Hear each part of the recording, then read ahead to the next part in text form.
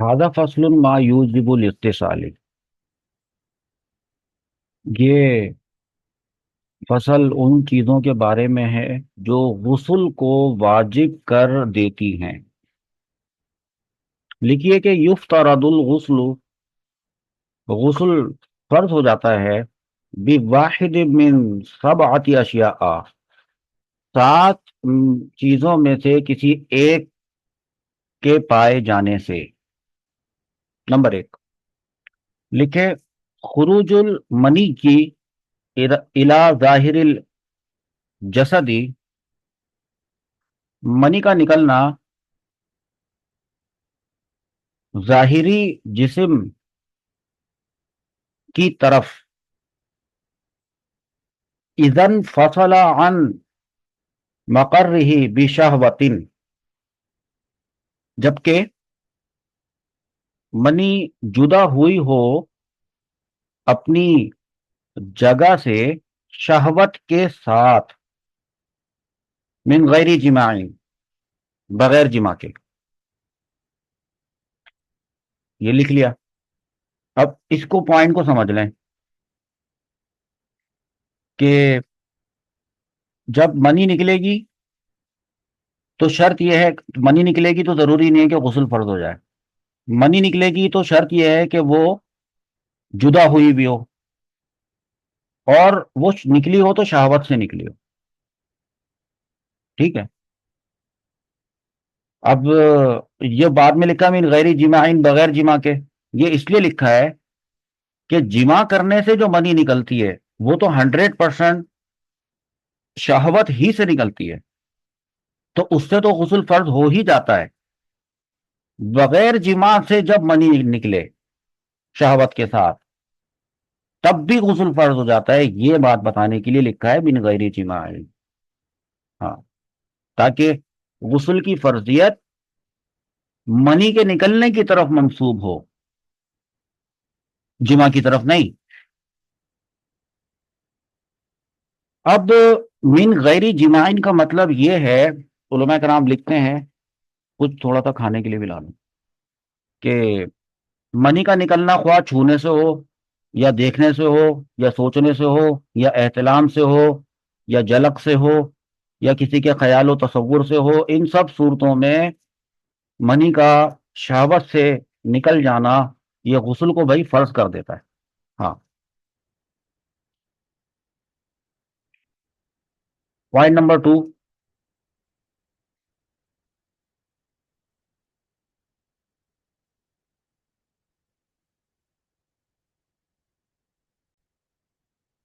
वतवारी हशफतिन वक़द्रिहा मिन मक़तूइहा फी अहदी सबीलई आदमीय्यिन हय्यिन। इसको अभी लिखने से पहले एक तफसील समझ लें जरा। दूसरी चीज है, ये दूसरे नंबर की चीज है जो गुस्ल को वाजिब कर देती है, यानी गुस्ल को फर्ज कर देती है। गुस्ल फर्ज और गुस्ल वाजिब एक ही चीज होता है। तो जो दूसरी चीज है, ये जो दूसरे लाइन अभी मैंने पढ़ी है, इसको पहले समझ लें कि दूसरी चीज जो गुस्ल को फर्ज कर देती है वो है दुखूल। दुखूल का मतलब होता है दाखिल होना, या दाखिल करना, या अंदर डालना। यानी अगर आदमी का जकर औरत की फरज में दाखिल होगा, गुस्ल फर्ज हो जाएगा, दोनों पर गुस्ल फर्ज हो जाएगा।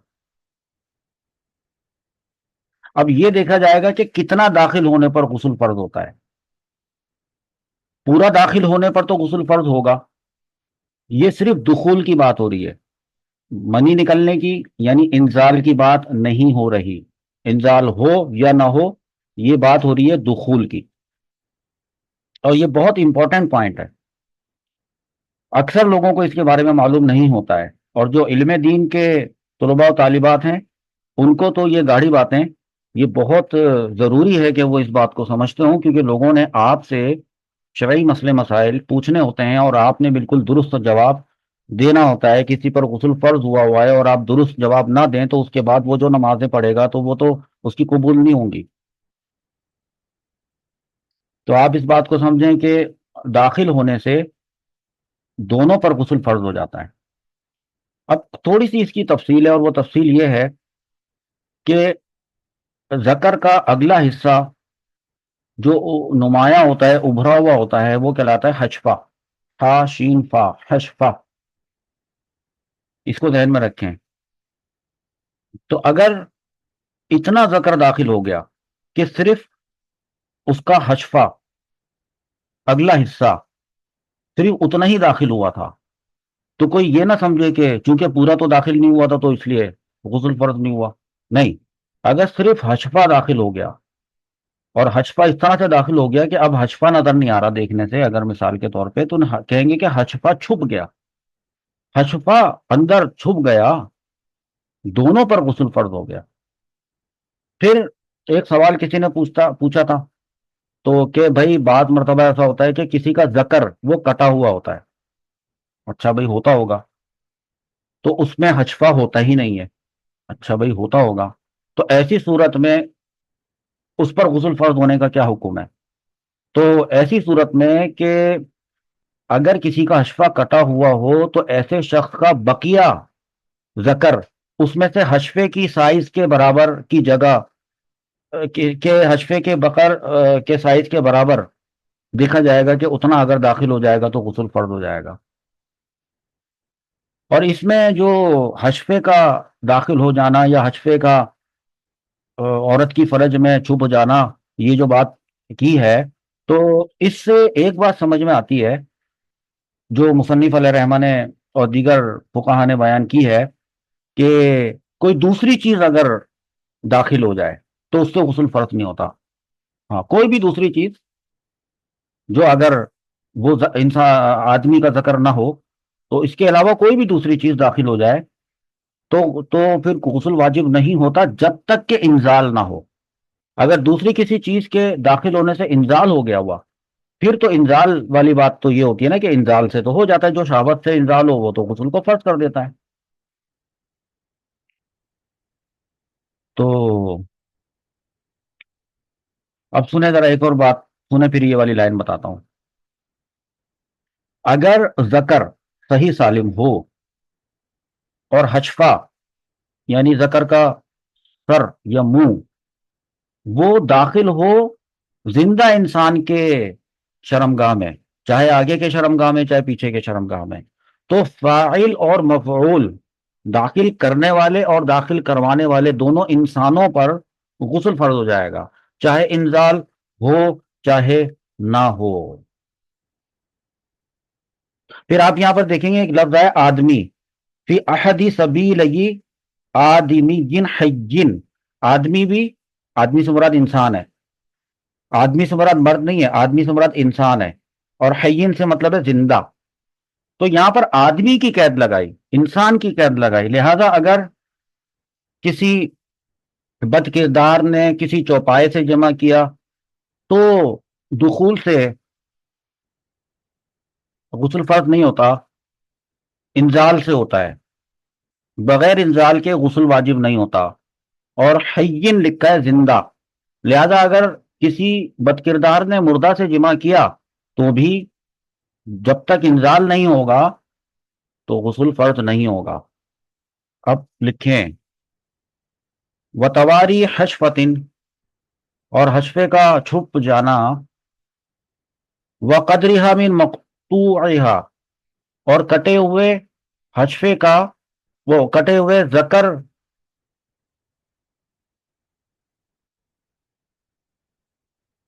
نہیں، کٹے ہوئے ذکر میں سے حشفے کے برابر حصے کا، یوں لکھیں کٹے ہوئے ذکر کے حشفے کے برابر حصے کا، فی احدی سبیلی آدمی جن حیین، زندہ انسان کے سبیلین میں سے کسی ایک میں چھپ جانا غسل کو فرض کر دیتا ہے۔ اگلا پوائنٹ لکھیں، وہ انزال المنی جی بی وط ای میتتن او بہیمتن، اور منی کا نکلنا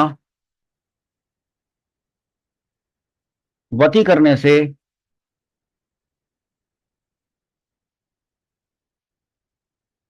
مردے کے ساتھ یا چوپائے کے ساتھ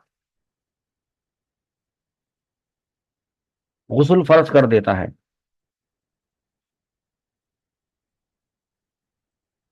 ووجود ماء رقیق بعد النوم، اور سونے سے اور سونے کے بعد پتلے پانی کا پایا جانا، اذا لم یکن ذکرہ منتشرا قبل النوم، جبکہ سونے سے پہلے اس کا ذکر منتشر نہیں تھا۔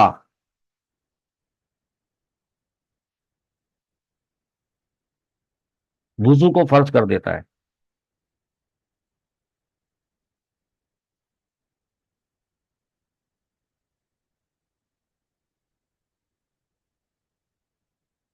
اس کو ایکسپلین کر دیتا ہوں، ایک منٹ، یہ تھوڑی مشکل بات آ گئی۔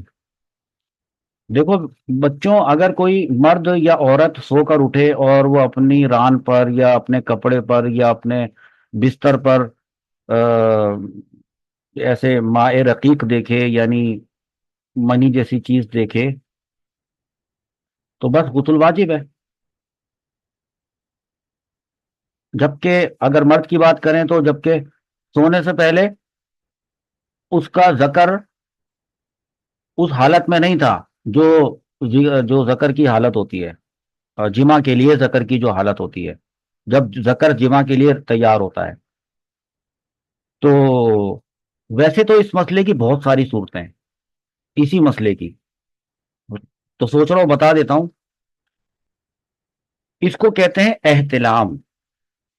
سوتے وقت جو شہوت کے ساتھ منی نکل جاتی ہے، ہاں، اس کے بعد پتہ چلتا ہے سو کے اٹھنے کے بعد، تو کہتے ہیں کہ احتلام ہو گیا۔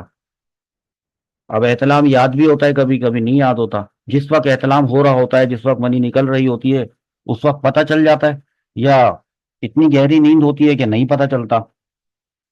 تو 7 صورتیں بنیں گی احتلام یاد ہونے کی، اور 7 صورتیں بنیں گی احتلام یاد نہ ہونے کی۔ تو کسی وقت میں یہ ٹوٹل 14 صورتیں بنتی ہیں۔ تو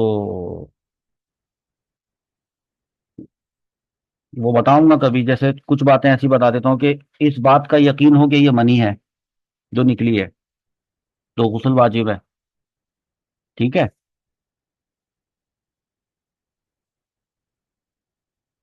بس اور چھوڑیں بھائی، اتنی کافی ہے بات۔ اس کے بعد آتا ہے ووجود بلل ظنہ منی بعد افاقتہ من سکر و اغماء۔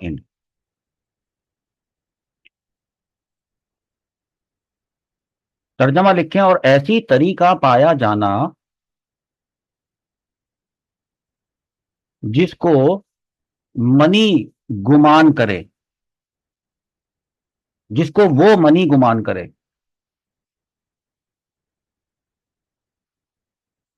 نشہ ختم ہو جانے کے بعد اور بے ہوشی سے افاقہ ہونے کے بعد۔ لکھ لیا؟ اب سنیں بات کیا ہے۔ یعنی اگر کسی شخص پر بے ہوشی طاری ہوئی، یا اس نے نشہ کر لیا اور نشے میں وہ مدہوش ہو گیا،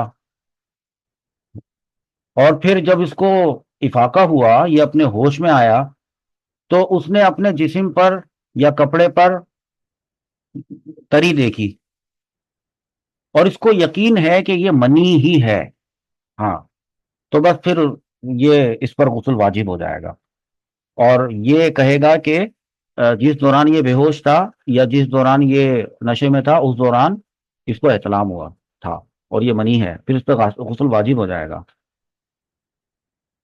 چھٹی چیز ہے وہ بحیض و نفاس، حیض اور نفاس کے ذریعے. جی. ولو حصلت الاشیاء المذکورۃ قبل الاسلامی فی الاصح.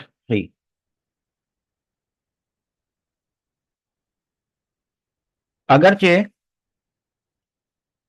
یہ مذکورہ چیزیں اس کے اسلام قبول کرنے سے پہلے ہوئی ہوں، اس پر غسل فرض ہو جائے گا فی الاصحی، صحیح ترین قول کے مطابق. یہ جو ولو حصلت الاشیاء المذکورۃ لکھا ہے، اس میں یہ بات، اس سے مراد یہ ہے کہ جو چیزیں ابھی بیان کی ہیں ساری اوپر، مثلا حشفہ کا چھپ جانا، جنابت، حیض و نفاس وغیرہ، ان میں سے کوئی چیز اگر اسلام لانے سے پہلے ہوئی تھی تب بھی غسل فرض ہوگا. مثلا ایک کافر تھا نا، وہ جنبی تھا، ناپاک تھا، اس نے غسل نہیں کیا، اور اس کے بعد وہ اسلام قبول کر گیا، کر لے آیا، اسلام قبول کر لیا، تو اب وہ جو اس پر غسل واجب ہوا ہوا تھا وہ والا غسل ابھی بھی اس پہ واجب رہے گا، تو وہ وہی والا غسل کرے گا. جی.